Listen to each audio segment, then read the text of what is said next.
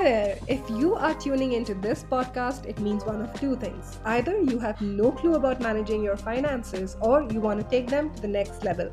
Either way, we've got you covered. Financially Ever After is for the modern day Indian professional who is ready to take control of their financial journey.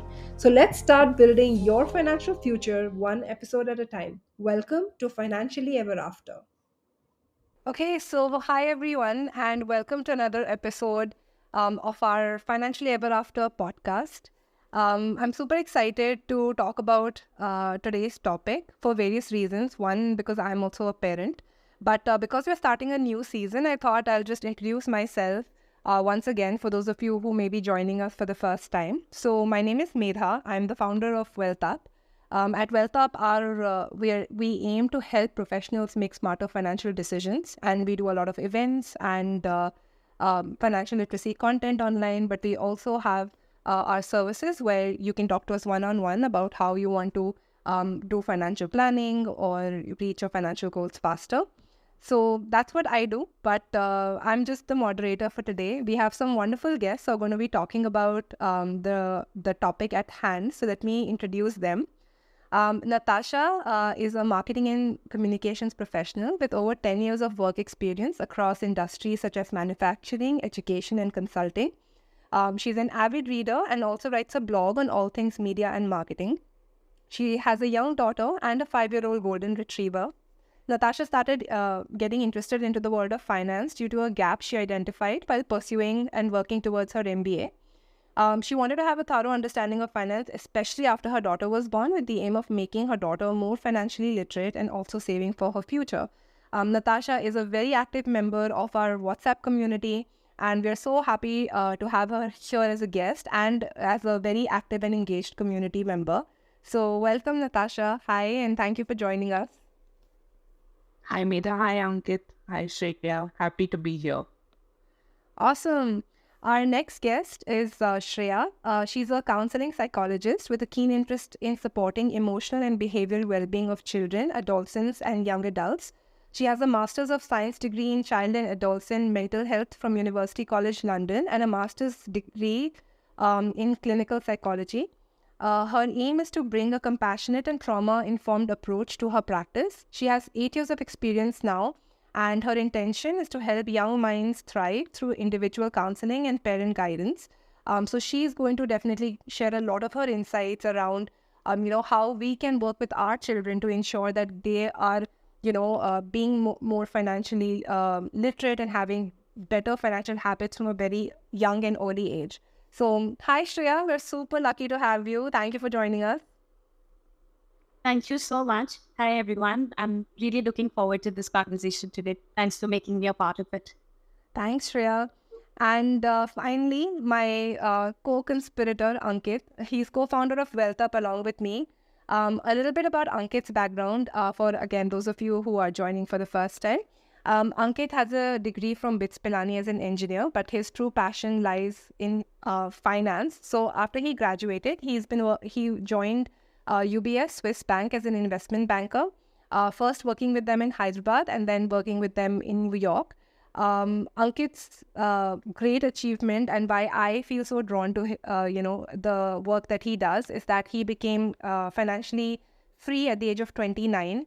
And now, ever since then, he has kind of dedicated his life to helping others become financially free as well. And that's what we're trying to do. So, hi, Ankit. Hi, everyone. Very excited to be here and doing another season of LinkedIn Live here. Great. So I wanted to start the conversation by talking a little bit about why it's so important to discuss this topic.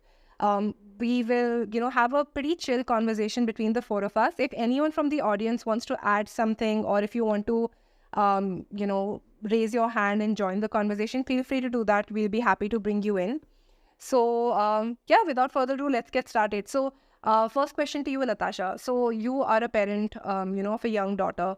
So, why did this topic feel so important to you? Thank you, Medha. So I realized after my daughter was born that, how expensive it really is to raise a child. So the smallest things, right from say buying, wet wipes for your child, or, to the larger things like a car seat, a pram, everything is so expensive. And of course, it's not that for children, you always want the best for them. So it's not like you're going to compromise on quality. So even when, I was doing a lot of research on what type of car seat to buy, or, for example, what wet wipes to buy, something that's, soft and gentle. So I realized that, of course, if you're going for quality, it is going to be, really expensive. So that, and secondly, kids outgrow everything so fast. So it's really, the cost is so high, but then they outgrow it in a couple of months.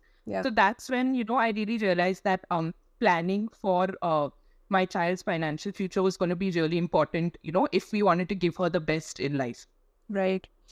Awesome. And I think, in our conversation, you were also talking about how you were talking with your financial advisor and you realized just the amount that it's going to take, right, in the future to make sure that their dreams are taken care of, right, so that they have the best start. Awesome. And Ankit, what about you? Because, you also have a daughter. So what are your thoughts?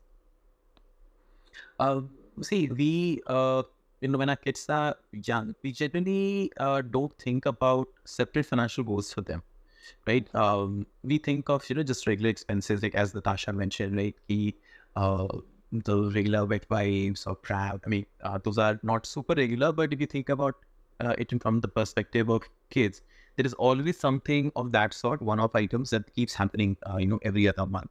These are more, sort of regular expenses. And like as they grow up a little older, we will talk about or think about, expenses like school fees and toys and some medical, but we generally don't think beyond it. And so traditionally, we as Indian parents, we used to start planning, especially for the girl child, for their wedding, like very early on, sort of as soon as they are born. But with our generation, we are not even doing that. Nowadays, they just have their own savings and or investments, and they don't have anything that is earmarked for kids' financial goals, because those are not even identified. And the planning, that if there is any, is also happening in a very unstructured way. So you don't know if you're on track to achieve those goals or not, because you have not even identified those goals and how to go about it. Given, as Natasha has pointed out, the cost for everything is rising so much, it is extremely important to plan for this, not just for small little items which are more regular expenses, but for larger items in life as well. Okay. So what you're basically saying is that financial planning for kids has to be done separately from our own financial planning that we do for ourselves, right? And those have to be two different things. Yes. So then how do you kind of start separating the financial goals for your children, Ankit? If you can, talk to us a little bit about that. See, generally, when it comes to any financial goal, be it for a child or ourselves, there are three elements to it, or three components, right? First of all is the event. What is it that you need the money for?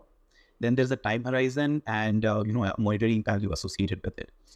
Say, for example, if I say I want to buy a 3 BHK in 2 years' time, and it is going to cost roughly 2 crore. Okay, so similarly, when it comes to a child, this is how it should be, but generally things become very vague.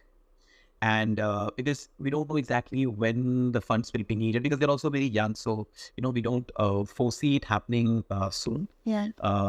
And that's why, we generally do not plan for it very well. Now, let's consider an example of, of education. I'm talking about the undergrad. Most parents pay for the undergrad, for the kids. And if you think about, long-term planning, this is an example. This is an expense that will be coming up, whether, in the longer run, if there is another expense like wedding or something for that, if you're paying or not.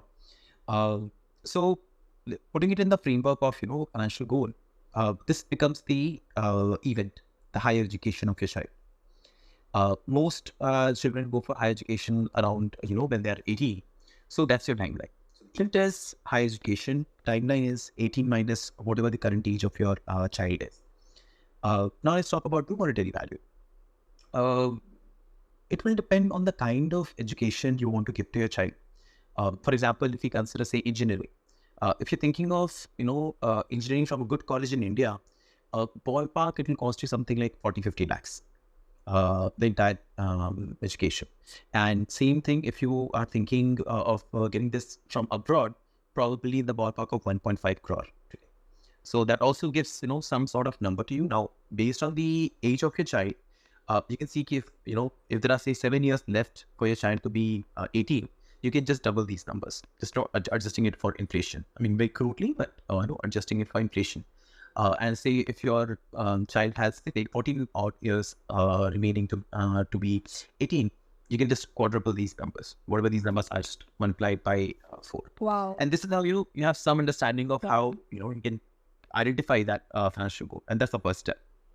Those numbers already sound very scary, like even today's numbers and like quadrupling. And that is how it is. What Natasha pointed out earlier, things becoming expensive. I think the highest inflation is going on in education as well as medical. Yeah, healthcare, yeah.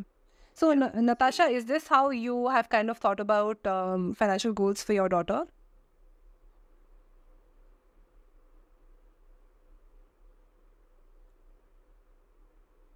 Can't hear you, Natasha, if you're saying something. Hello, can you hear me now? Yes, yes. Yeah, sorry. So like Ankit said, if it's 1.5 crore today, then in 14 years or say 18 years, it's going to be quadruple that value. So you can imagine just thinking about those numbers itself is, mind-boggling. Yeah. And you kind of start to wonder that, oh, will I ever be able to reach that amount for my child? But I think with smart financial planning, it is something that is possible. But yeah, it is a bit daunting, for sure. Yeah. No, I know. And that's why, actually having kids or not is becoming as much a financial decision as it is an emotional decision, right? Like you actually have to think about it and, planning for your second child, third child, etc. So that's actually today's reality. I think previous generations didn't have to worry about it as much. So Ankit, now that you've told us, okay, we have a goal in mind, we know when we want to reach it. So how do we actually start planning, and how do we start working towards it? Sure. Since we're talking about a child, and having separate goal for the child, it has to be, the planning and sort of the execution also has to be sort of segregated so that you're able to track it better. So, you can start with having a separate bank account for your child. And if you have, more than one child, having one for each of them. And then, whatever funds, whatever cash gifts that you receive for your child, then that is essentially something that starts from day one in India. So whatever cash that you're receiving, you can start putting it in that bank account. And from there, you can start investing it for the really long term aggressively, because the time horizon is very long and you can make really good return by, investing in growth assets. I can't give specific advice, but as Mida, you pointed out, you'd love to help anyone who's interested, one-on-one, we can have a chat offline. But this is how you can, get started. Okay. So Natasha, do you have separate bank accounts for you have a daughter, right? So do you have a separate bank account for her or an investment account? Yes. Okay. So awesome. So Natasha, you're the first person who was from whom I've heard that someone was actually, started this. So kudos to you. I think there were a few more people in our WhatsApp community who did have PAN cards for their kids, which is awesome. And we'll talk about it later, like how that kind of plays in. But I think that's awesome. All right. So, okay, I want to also talk about a couple of financial mistakes that people make, right? So, investing is one part of it, which is, growing your wealth, etc., to reach a financial goal. But if we can also talk about some mistakes that parents make, and we see a lot of these with our clients, right? So, if you can just highlight the top ones. Sure. So first one, I would say it's a smaller one, and it's not a major mistake that people have seen people making, but just something that if anyone has missed, they should do, is about the health insurance. So if both parents are working, both of them should include or add their kids to their corporate health insurance. And they should also, add their kids to their own, own health insurance. I mean, everyone should have their own health insurance policy outside the corporate one that you get, and just ensuring that your child is added there. This is something that a lot of our clients, I've already seen that they're doing it. Now, in terms of the mistake, health insurance is needed for your child. Life insurance is not. So the purpose of life insurance is, if something was to happen to the person, the life that is insured, people who are financially dependent on them are covered. But for, kids, no one is financially dependent on them. And I've seen this way too often, that parents buy a zillion life insurance policies for their kids. This investment product, that investment product, which is, from life insurance companies, you don't need that. So these are the invest plus insure products, right? So they basically, you pay for some years and then you wait for some years and then you get something back. Those type of plans. Exactly. So we have already, separately we have discussed, when it comes to life insurance, all you need is a term life insurance. You shouldn't be mixing term life or life insurance with a investment product. But this is something that I have seen very common, particularly common when parents are planning or investing, buying these policies for their kids. There's no reason for them to do that. Okay. So this is one of those, and also there are funds that are the mutual funds that are, let's say, something along the lines of child education, child higher education, child safety, or something like that. You don't need you don't need to invest in such plans. You just need to have a portfolio that you can invest, essentially using the same kind of investment products that you are using for yourself. It's just that, as I mentioned earlier, you can go much more aggressive and invest in more growth assets. You don't need to invest in the relatively safer debt instruments for them. To the extent to which I can mention it on a platform like this, but you can go with a quite aggressive because you have time on your side. And apart from this, is also investing in products that people have heard of but haven't really assessed it properly. One example that I would like to add here is Sukanya Samriddhi Yojna. I have heard, across from a lot of people that they have from our clients that they are investing in Sukanya Samriddhi Yojna. For those who don't know what that is, you can start investing in this if you have a girl child. So the intent of the government actually, to launch this program was to encourage parents to start saving and investing money for their child, for their girl child, so that she is not perceived as a burden, but not the parents when there are certain bigger goals or bigger expenses that arise, be it for their education or for their wedding. This was, started, and for people, particularly focused on people who are the lower income group, who still consider girl child to be a burden. Now, when we're talking about the people who are from the educated sector, educated part of the community of the economy, they don't really view them as a burden, and that part is actually not there. But and they are someone who can save properly. They have access to various products. So Sukanya Samriddhi Yojna is not really for them. Now, if you think, okay, so they are offering you, Sukanya Samriddhi Yojna is offering you 8.2% interest as of now. Mm-hmm. That's the word for last quarter, January to March of 2024. Mm-hmm. And it looks very attractive because it's also tax-free, the 8.2% that you get. But the problem is that this interest rate is not fixed. Government announces this every year, every quarter. Okay, and generally speaking, the interest rate in India is going down. If you look at it prior to COVID, the interest rate on this was 7 point something. I think 7.5-ish percentage was there. Now, suppose you have invested today, whatever amount, 50,000 rupees, and you expected that you'll be getting 8.2%. If, say, 2 years from now, government says, okay, now for this particular quarter, you're getting 6%. You can't do anything about it. And this 6% is not only for the new investment that you're making, it's for the entire balance. So as the interest rate keeps going down, and this is a long-term product, the maturity is 21 years from the date you have started it. Okay, so you should be aware, and when you have so much of time, you can get much better returns in the market of India, investing directly in Indian markets via mutual fund or through your direct stocks, whatever you do, you can use that. All right. So, yeah. No, please go ahead. So this Sukanya Samriddhi Yojna, I've seen a lot of, even influencers talk about it on Instagram and, say that, okay, this is a really great scheme, you should do that. So is there any way for us to, understand, so is there any place where we can go to kind of, understand what is good for our child or, what investments would work for that? See, Natasha, thing is, there's no one platform that can tell you what our investments are good for your child. Because partly it will become sort of a personalized advice, and no platform can give you, a list like that, because it has to be, when it has to be personalized, it has to be personalized. Yeah.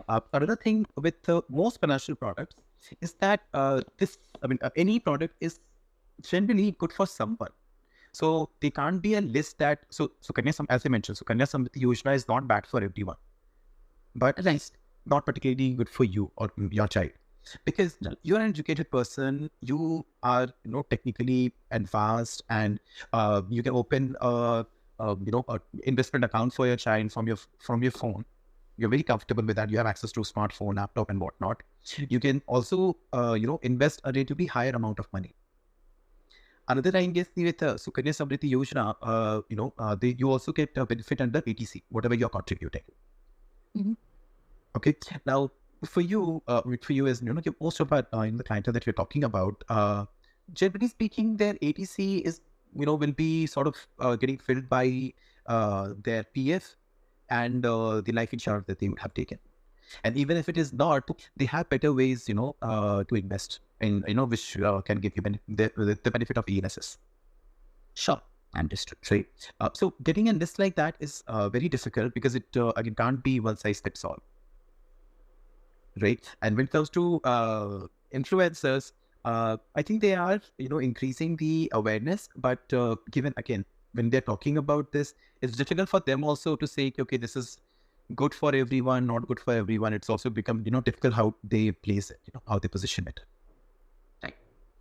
Yeah, I think that's why the onus kind of comes on us to do that research. But maybe you can answer that question a little differently, Ankit. Then, like, as a parent, how do you assess whether some product is good or bad? Like, what are the things that we should be looking at? See, the thing is, there are so many factors that are at play. Right. For example, again, 8.2% looks very good. Right. But if you read further about it, okay, how is it this 8.2% that is being given to you? Like, for example, if you're doing a fixed deposit, we are told, okay, suppose today I want to start a fixed deposit, so say for 5 years, and they say the bank says I'm giving you 7% return. So they're promising I'll give you 7% return for these 5 years. Okay, so that is as a product, that's how fixed deposit functions. Sukanya Samriddhi Yojna, of that matter, most of the schemes that are presented by government, so be it PF, EPF, and a number of those things, it's like they tell you the interest rate or whatever return that they are giving to you. It is structured like, okay, it will be announced every quarter what the interest rate is going to be. Now, obviously, as the interest rate in the country goes down, this number will go down. And anyways, if you look at this historically, how it has been, you can just very, very easily, Google it and find it. So when you want to understand if this is a product which is good or not, understand all the benefits, pros and cons about that. And again, it can be a little challenging because it can be a lot of work. But if you want to do it, you can do it. I mean, the information is generally available online. Okay. And you have to go through all the products that you come across, and you have to do this research about each of them. Yeah. So I think it's important also to understand that just don't look at the return of it. Dig a little bit deeper to understand, okay, how long are you going to get this return? Is this guaranteed, not guaranteed? How much risk are you taking in exchange for what you're putting in? Absolutely. See, investment, generally speaking, investment is all about managing risk versus return. Yeah. Okay. Now, of course, there are finer terms, that comes into picture, which, as we just talked about, that is something that, you should be aware of and should look into closely. Yeah. So, the reason why we call this episode Crorepati Kids Club is because you do need like a few crores if you want to like give your child a good life. There's no other way around it. And so we have to put in that effort, right, to reach those ambitious goals. Yeah. Awesome. So, I want to... Just one thing I want to add. When you're doing this research, Natasha, like when you're doing this research, for any product, just ensure that you're reading the details from a well-established media house or whatever platform it is. Okay, because because I have come across, the details of few of the things around financial products, wherein the details are actually wrong or not updated. Okay, so when you're doing this, look at articles or details which has a timestamp and the time or date that it was done. It is relatively recent. Awesome. So, Ankit, one more thing I want to talk about is taxes, right? Everybody always wants to save taxes because we all feel like we're paying too much. There are ways in which you can plan for your child's financial future and optimize on taxes. So, if you can just touch on that and tell people how that can happen.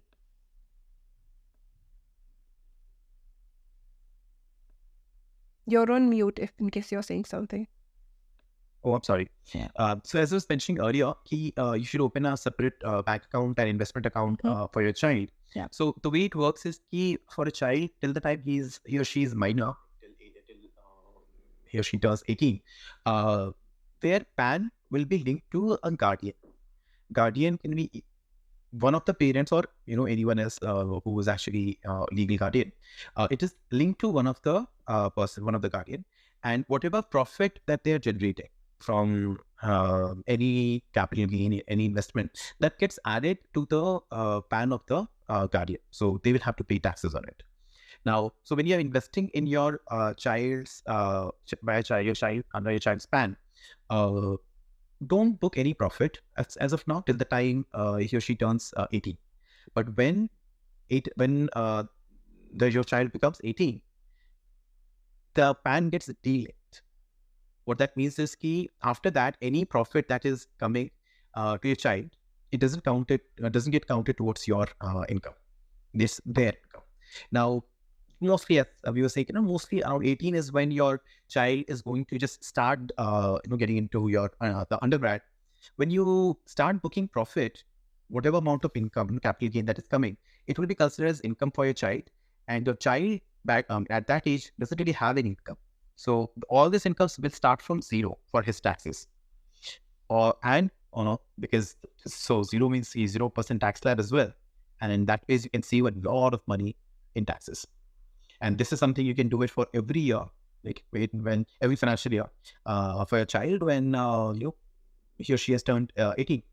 So potential to save a lot of taxes. All right. I hope it's not too complicated. I didn't make it too complicated. Actually, Natasha should answer if she understood, because I've heard you explain this many times. No, I did understand most of it. I think it was... Okay, all right, cool. So the point is what we were talking about, for example, PF or Sukanya Samriddhi Yojna, or investment that we are making that is giving you benefit of taxes on the whatever return that you are generating. There are ways, particularly for a child when you're investing, there are ways how you can optimize this, where you can save a lot of money in taxes that you may have to pay otherwise on the capital gain.